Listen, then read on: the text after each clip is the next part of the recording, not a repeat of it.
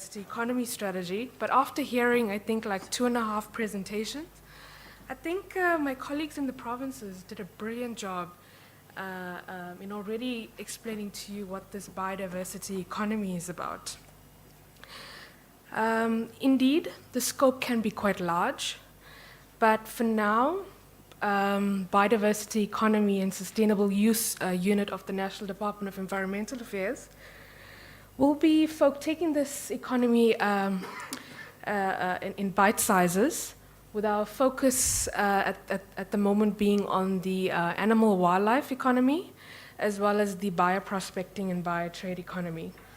And as already shared, a definition coming from our National Biodiversity Economy Strategy, which defines the biodiversity economy, which encompasses businesses and economic activities that either directly depend on biodiversity for their core businesses or that contribute to the conservation of biodiversity through their activities.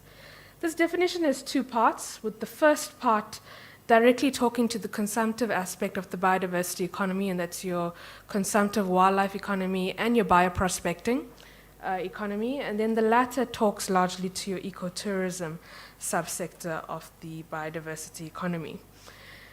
So the bioprospecting biotrade economy comprises of three segments. The value chain comprises of three segments. This particular sector views indigenous knowledge as well as our indigenous biodiversity as key resources that triggers off the supply chain. If you move on to the next segment, that's your biotrade segment. This is where the processing happens of our indigenous biodiversity. And then moving on to the final market segment, where outputs from our biotrade segment, which can be your ingredients, are incorporated into final products. But to bring this value chain home, I know Alloferox, one of our top 5 plant species for the bioprospecting sector, is also abundant in the KwaZulu-Natal province. Now, if you take it through the biotrade segment, it means the sap is collected from the leaves and processed into lumps, powders, and crystals. That's the natural ingredient that I referred to. Then if you take it into the final market segment, we may take aloe powder and incorporate it, or aloe gel, and incorporate it into a cream, giving you a bioprospecting product. The statistics for this particular sector,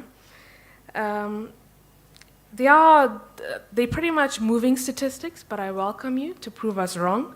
But in the year 2013, the revenue for the bioprocessing segment was 580 million rands, and the revenue generated from the value-added bioproducts domestic retail market was 1.5 billion, of which your cosmetics and personal hygiene products comprised a large fraction of that revenue.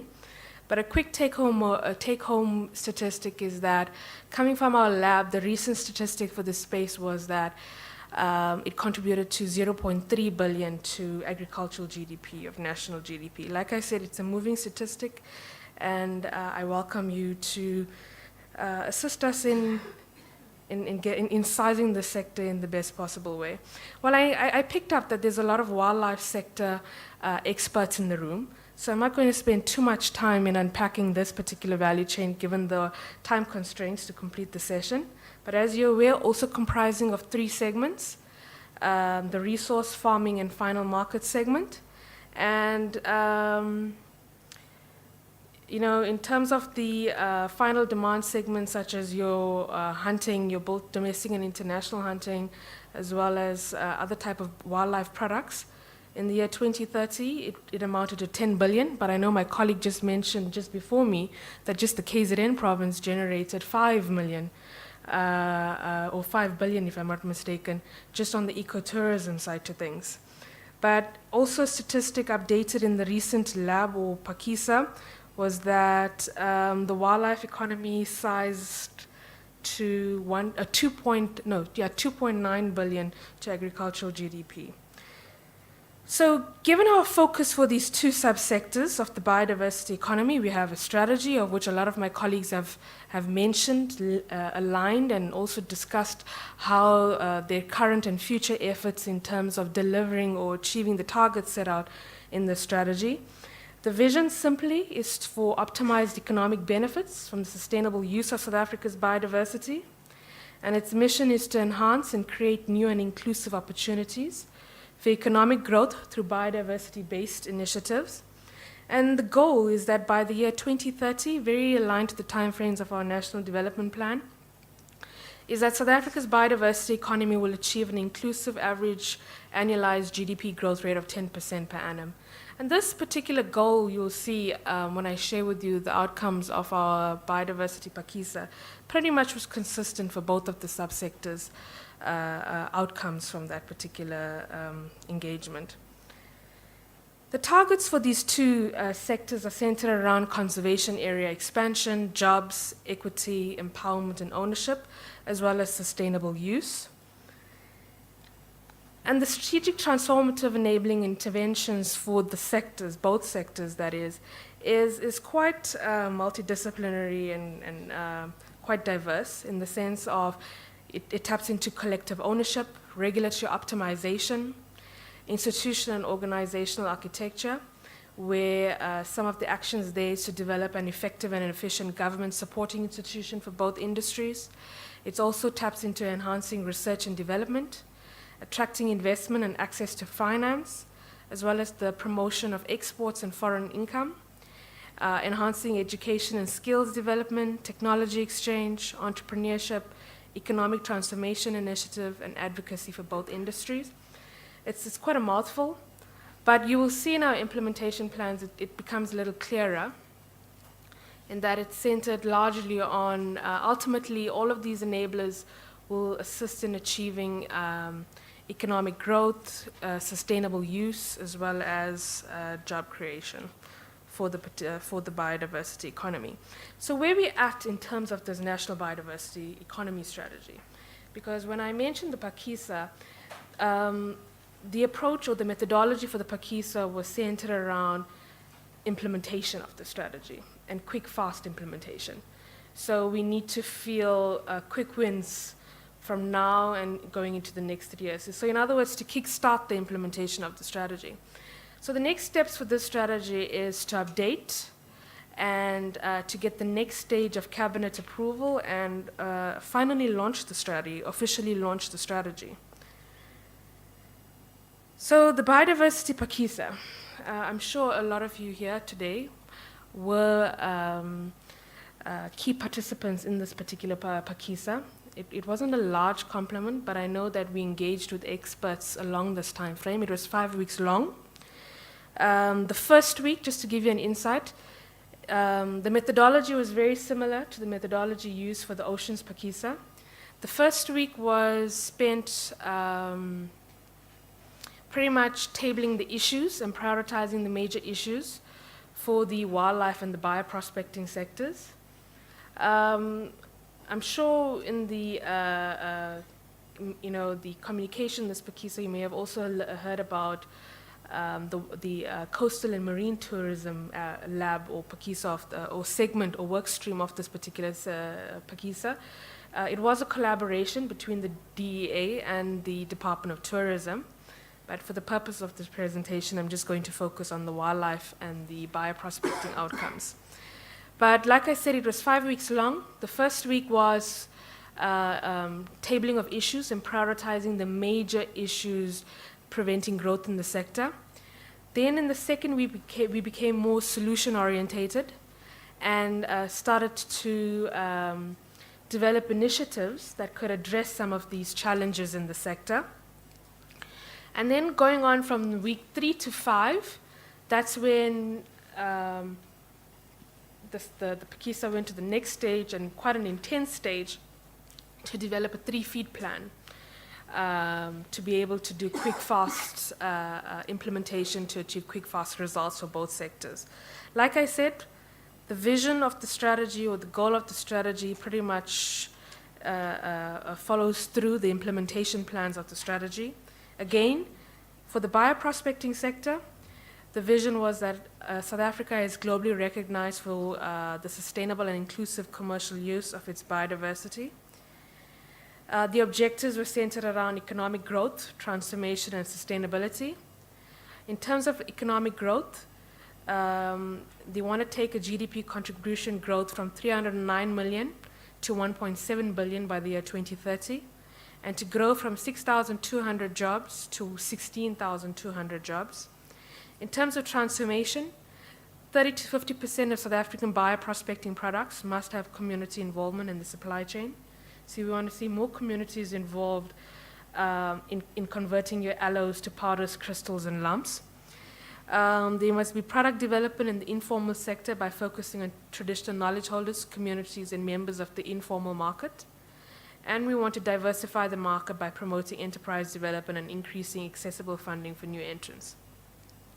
In terms of sustainability, we want to grow cultivation of natural ingredients by at least 500 hectares per annum.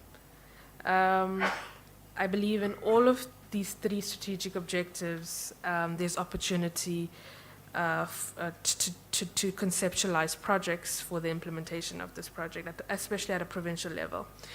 Now, like I told you, the first 2 weeks were centered around issues and solutions. For the bioprospecting sector, the key issues were supply, the lack of local value addition, compliance to the regulatory requirements, and transformation. So the initiatives to respond to these challenges in terms of supply, 2 of them talking to promoting a mass cultivation drive of 25 plant species so that we can increase cultivation by 500 hectares per annum. And then the second target here is to define management plans to ensure sustainable wild harvesting of 7 high-value plant species to safeguard long-term supply. Sustainable wild harvesting has a long history, especially in this sector. So we want to, we have 7 high potential species, which includes your aloe ferox, for an example, as well as your baobab, to be able to continue on those practices, but in a sustainable manner. Then in the second initiative, which talks to local value addition, here when we sat and brainstormed with the key expert around the space, that being industry, academic and commercial researchers, knowledge holder groups, the scope of this work is very large. There's a lot of work already being done in a fragmented manner. So instead, it was best to actually conceptualize a coordinating network, which is referred to as the BioPanza, a Bioproducts Advancement Network South Africa, which at the Phakisa, it was already decided that it will be co-chaired between the Department of Environmental Affairs and the Department of Science and Technology, and hosted by the Department of Environmental Affairs for now. And it pretty much will tackle the major issues or the major challenges in terms, or the gaps in terms of commercialization in this particular sector. So in terms of, for an example, when we talk about the regulatory environment, how to comply not only in domestic space, but also in a regional and an international space. Incubator support are some of the issues that will be responded to in the BioPanza, as well as marketing and advocacy for the sector. Then on the regulatory side, the scope of this is really large. So we said we're going to start from home, particularly the bioprospecting access and benefits sharing regulations. So the actions or the focus here is, for one, to fast track the amendments of Chapter 6 of the National Environmental Management Biodiversity Act, as well as to improve the admin efficiencies in terms of compliance with the existing bioprospecting access and benefit sharing permitting system. In terms of transformation for the bioprospecting sector, it's not a standalone issue that they wanted to tackle. They believed it's a cross-cutting issue, and it should feature in all of these major initiatives that emanated from the bioprospecting working stream of the Phakisa. Now moving on to the wildlife economy workstream outcomes. Similarly to the strategy, the aspiration for this particular work stream was an inclusive, sustainable, and responsive wildlife economy that grows at 10% per annum until at least 2030, while providing a foundation for social well-being and maintaining the ecological resource base. Also having similar objectives or thematic areas: economic growth, transformation, and sustainability. In terms of economic growth, they have a target of creating 100,000 new jobs by the year 2030. In terms of transformation, 30% of wildlife businesses being PDI owned. In terms of PDI ownership, there must be more than 500 million hectares and access to another 500 million hectares of land. And there should be 4,000 PDI owned SMMEs. In terms of sustainability, the targets here was that there should be 5 million hectares of non-protected areas contributing towards conservation target, and 3.5% animal population net growth per annum. Now, my slides on the objectives for those wildlife and the bioprospecting work stream, it didn't end here. When I mentioned to you the 3-feet plan, the 3-feet plan takes these objectives to the detail where I need to sign off 50 impala I need to prepare, a submission to sign off of 50 impala. That is the extent of detail in terms of activities to be able to achieve this. So we set these high-level targets, and the 3-feet plan pretty much gives you a step-by-step guide on how to be able to achieve some of these big targets.